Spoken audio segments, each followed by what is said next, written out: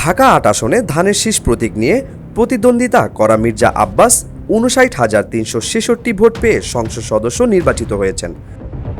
তার নিকটতম প্রতিদ্বন্দ্বী জাতীয় নাগরিক পার্টি এনসিপির মোহাম্মদ নাসির উদ্দিন পাটোয়ারি শাপলা-কলি প্রতীকে ৫৪,১২৭ ভোট পেয়েছেন।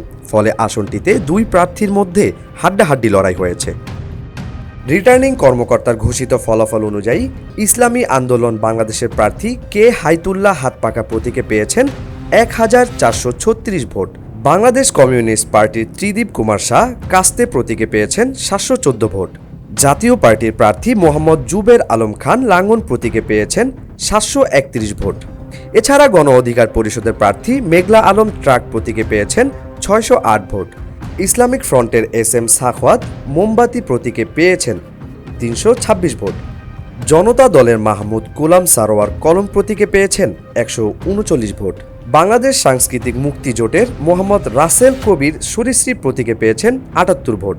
বাংলাদেশ সমাজতান্ত্রিক দলের এইচ.এম. রফিকুজ্জামান আকন্দ কাছি প্রতীকে পেয়েছেন ৯৬ ভোট এবং জাসদের এ.এফ.এম. ইসমাইল চৌধুরী মোটরগাড়ি প্রতীকে পেয়েছেন ৫৬ ভোট। ঢাকা বিভাগীয় কমিশনার ও রিটার্নিং কর্মকর্তা শরফউদ্দিন আহমেদ চৌধুরী আনুষ্ঠানিকভাবে এ ফলাফল ঘোষণা করেন। ইউএফটি ফার্স্টের সাথে ট্রেড করুন যে কোনো জায়গা থেকে। ক্যাম্পাসে ক্লাসের ফাঁকে, ঢাকায় জ্যামে বসে কিংবা ঘরে বসে ট্রেডিং এখন হাতের মুঠোয়। তাই ট্রেড করুন যখন খুশি, যেখানে খুশি।